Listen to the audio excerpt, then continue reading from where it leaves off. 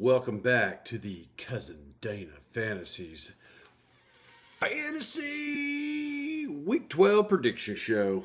This week, epic matchup here. Epic matchup. Third place in the East Division out of three teams versus first place overall in the entire league. Lil Weezy projected 132 to Tatanka Blanca 143. That does not sound good already. I know Lil Weezy's tatted up. I know a lot of confidence going into this week. Got a little extra tattoo. You got another tattoo, and so I know we're excited. Man, this matchup. Let me just read the two previous matchups as I see this. Let's see. The first time we played, Tatanka Blanca wins 94 to 82.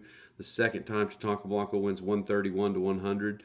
Don't see it going any other way than that, really at all. I mean, this is serious, guys.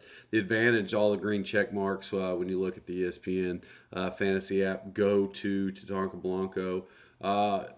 Here's the thing. You shouldn't be overconfident because sometimes when you play a team and you have too much confidence, you can lose when you start looking over next week, right? So let's just say that you're number one in the league, number one in the state, and you got to play number two on Friday. But Tuesday, you got to play, let's go Foyle's third grade team, okay? So there's different types of confidence. Sometimes when you're playing a team, if you're playing that number two team and you're ranked number one, which I am, you shouldn't be so overconfident because it literally could be anybody's game even though you're ranked number one. But then when you play Foyle third grade, that kind of confidence is different. Like, you're going to be doing special moves. You're going to be trying to throw alley-oops the whole game. It's basically like that. I mean, that's kind of, I just referenced a different sport, but you know what I mean. I'm going to have 900 yards rushing, like those. I'm going to do so many different spin moves. That's what's happening this week. That kind of confidence is not going to get me beat. That kind of confidence, that's just like we're playing full third grade. We're already looking for next week. Nobody's shocked by that. I probably win this by 40. St. Krebs versus Late Dog. This is interesting, especially in a league where the points get broken down into tenths, so... but this is crazy because the projection, which I never say the tenths, but the projection is 129.0 to 129.0. This is in a dead heat.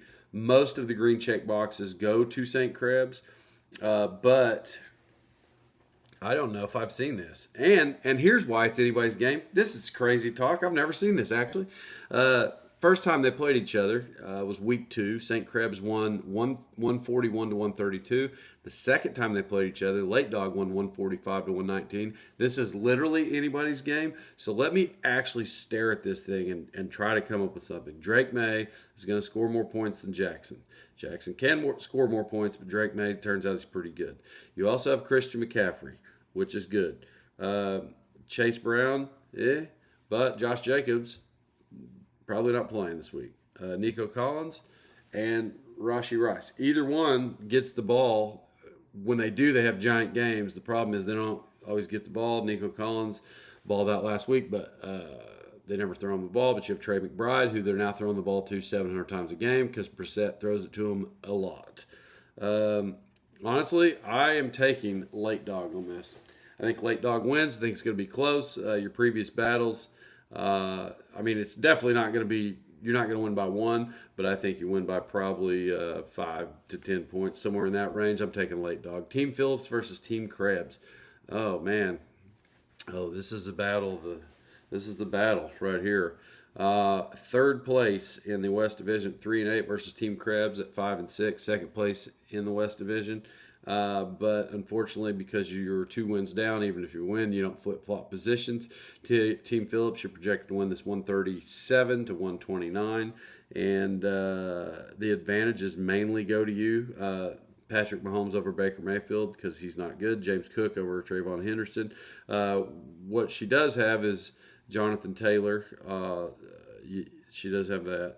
Devonta Smith, George Pickens, whatever. I'm taking Team Krebs on this one. Team Phillips, I know the projections are there, but somebody has to throw CeeDee Lamb the ball, and that's week to week. Your roster actually doesn't look too bad, but it's pretty solid on Team Krebs. I'm taking Team Krebs on this one. No offense. Well, thank you guys for listening in. And hey, let's get back to you works. You know what I mean? Hey, because this is week 12.